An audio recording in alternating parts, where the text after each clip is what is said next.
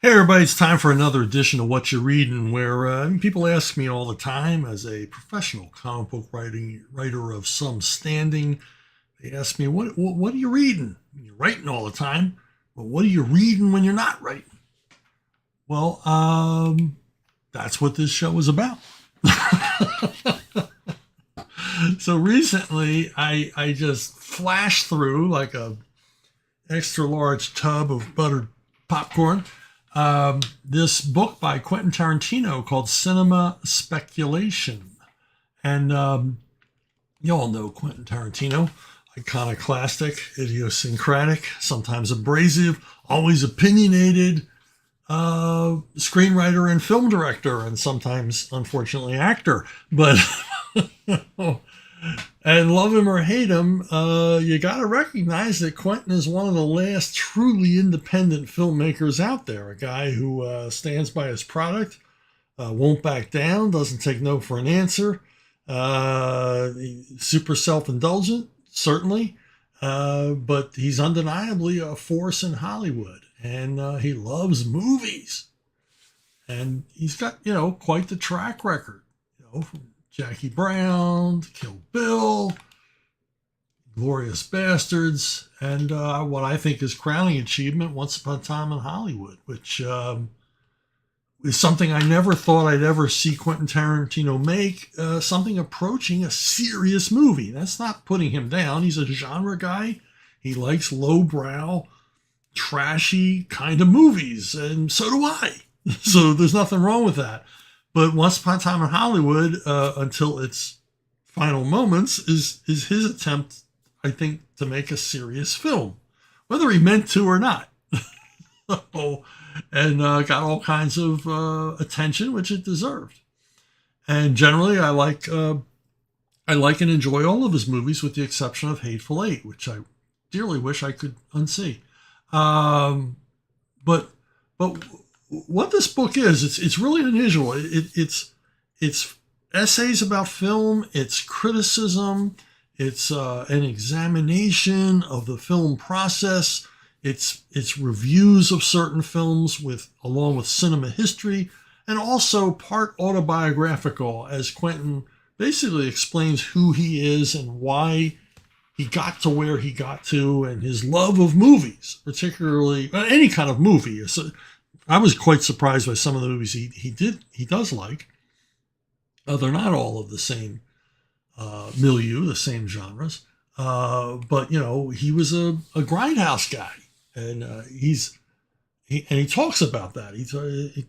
A lot of the book is a kind of film journal, a history of him as a film goer, and he went to see a lot of the same movies I did, although he's like 9 or 10 years younger than me. And I don't really seriously wonder about his mom taking him to see some of the movies she took him to see. And he describes in detail his reactions as like a 9-year-old to movies like Carnal Knowledge. My parents wouldn't have taken me to see that, and I was old enough. So there's a lot of explanation of, who he is. And I related to a lot of that because I was a grindhouse guy. My particular favorite grindhouse was the Eric Terminal, 69th Street in Upper Darby, right on the edge of West Philadelphia. And they would show, as you can see here, continuous performances daily. You got there at 11 in the morning, and they showed movie upon movie, usually a triple bill, Charles Bronson, Kung Fu movies, black exploitation movies, whatever. And the theater was unusual because it's the only theater I've ever been in where the lights never came on. They just kept running movies. And that's why they call it a grindhouse, because the movies just keep on running. So Quentin Tarantino talks a lot in the book about the different genres, Kung Fu movies, in particular black exploitation movies, which were a real revelation to him. And he liked not only the movies, but the audience that went to see the movies. And this is really what sparked him to want to become a filmmaker and inspired him with each film he made. He says in the book that when he went to see the movie Black Gun, a Jim Brown black exploitation movie, the audience's reaction was so visceral. The excitement, the frisson of energy in the audience was so big that he said he thinks about that whenever he makes movies now. That his goal is to get an audience to react in that same way to his own film product. In addition to being autobiographical, he goes into a lot of detail and his own opinions and sort of a psychoanalysis of some filmmakers. And he does this, not just by speculation, as the title might suggest, but by, multiple interviews and personal relationships and friendships with many of these filmmakers. People like Walter Hill and others who shared stories of working, on genre films in particular. And so his examination of Brian De Palma in particular is interesting because he said, I mentioned this in a video earlier in the week, that De Palma wanted to become a serious filmmaker. He wanted to be an A-list Hollywood director, but he knew that you just don't break in like that. So he picked a genre to break in on. And the genre he picked was the Hitchcockian thriller. And while he liked this genre, he didn't love this genre, but he saw it as an opportunity because Roman Polanski, following the Manson family murders, sort of dropped out of the filmmaking business. And Polanski was always seen as the natural heir to the Hitchcock throne. And so De Palma saw a void there, a vacuum that he could fill, and began making Hitchcockian type thrillers, which were well crafted, and that gained him his reputation as a big time Hollywood director. But he didn't choose the genre. And Tarantino goes on to say that the filmmakers that followed in his wake, people like John Carpenter and George Lucas and John Milius, these were people who loved genre movies. And so they wanted to make those kind of movies. They weren't simply an opportunity to be A-list directors. They were an opportunity to make the kind of movies they really liked.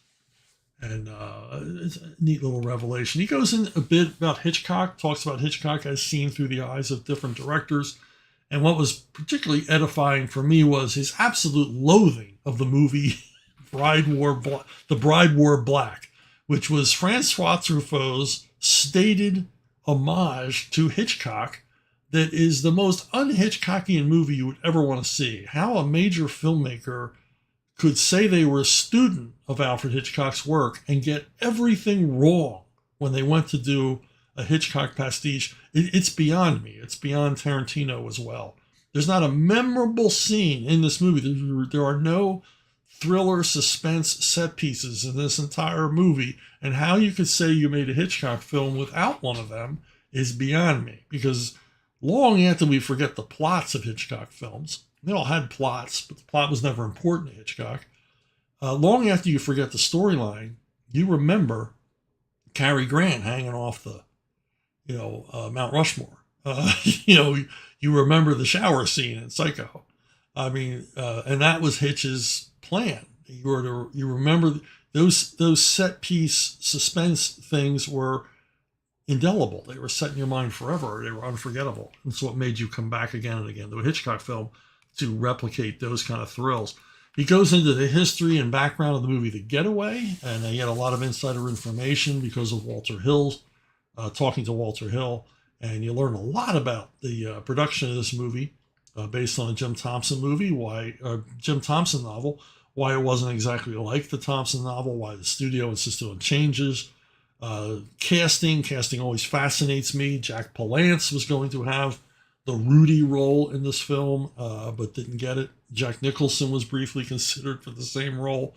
Would have been quite a different movie with those two. And but it was always going to be a Steve McQueen movie.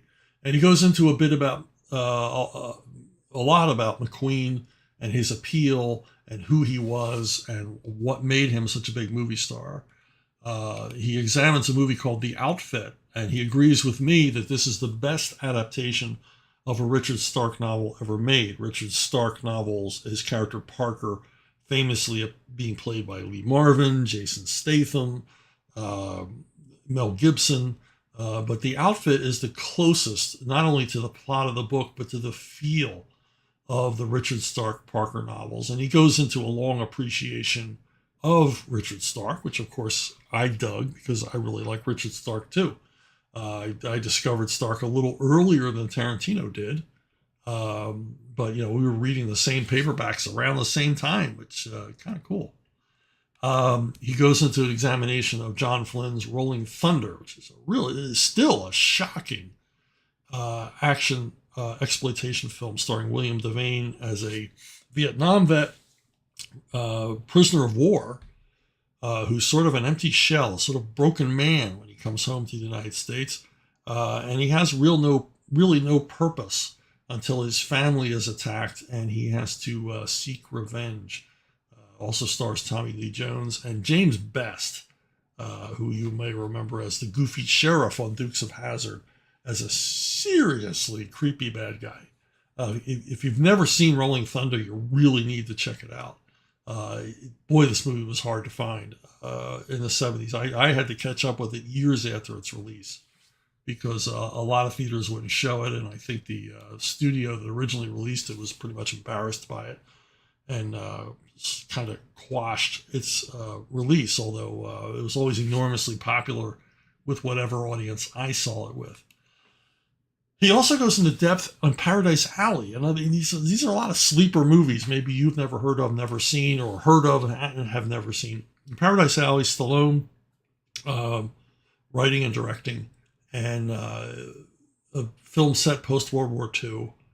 And Tarantino puts forward the theory that it's Stallone's version of an East Side Kids movie. Basically, it's his version of a Hunts Hall, Leo Gorcey Poverty Row movie. And it's hard to argue. He makes his case very well. But he goes into the history of it. It was once planned as an ABC TV movie before it got made into a feature film. But Stallone turned the deal down because they wanted to do some rewriting. Also, he goes into the lawsuit where Stallone was sued by the people who distributed Rocky because they felt that he basically stole from himself to do Paradise Alley, even though he wrote Paradise Alley before he wrote Rocky.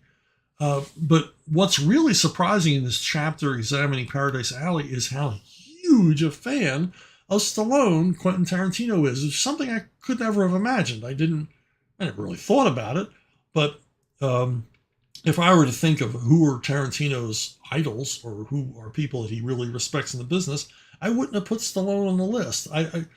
Because Stallone makes kind of a lot of feel-good movies, a lot of movies like Tarantino doesn't make. But Tarantino is not he's not blind to audiences' wants and what they want. He likes a kind of lowbrow film that a large section of the audience doesn't like. But he recognizes that. He recognizes that is not his tastes are not the mass appeal tastes of the general film audience, and he respects that. He doesn't put people down saying, they should like my movies, or they should like, I Spit on Your Grave because of this, and that, and they just don't like it because they're stupid. No, he realizes they don't like this kind of movies because they're downers. They don't want to go to the movies and feel bad. Some of us do. Some of us like to touch that nerve, myself included. But he goes into a whole thing about Stallone's appeal, not only as an actor and a movie star, but as a writer and director, particularly as a writer. And he looks at a lot of films Stallone was in and identifies the scenes that Stallone rewrote, which is a game I play as well, having met Sly and talked to him and actually talk story and talk plotline with him. I came to realize a lot of the movies I saw him in had scenes rewritten by Stallone himself. And Tarantino plays that game, which I play myself. I can pretty readily examine what scenes in a Stallone movie were rewritten by Sly himself. So kind of fun. I recommend the book highly if you like movies. If you're just a big nerd about anything cinema, this book's a treat. I mean, you can't put it down. Like I said, it's like a big old tub of salted popcorn. You just want to get to the bottom. And he's very candid. There's a lot of actually really touching stuff in the book. You learn a lot more about the guy and like the guy a lot more. Because I know he can be abrasive. I know he can be opinionated. I know he can be like hyperkinetically nerdy to almost being off-putting. But you got to admire the guy's earnestness and his love of what he does and his respect for the audience, which is always admirable. Hey, a book that's still available on Amazon that Quentin Tarantino might actually like is my shoplifting novel, Shrinkage, set in Philadelphia in the 1970s.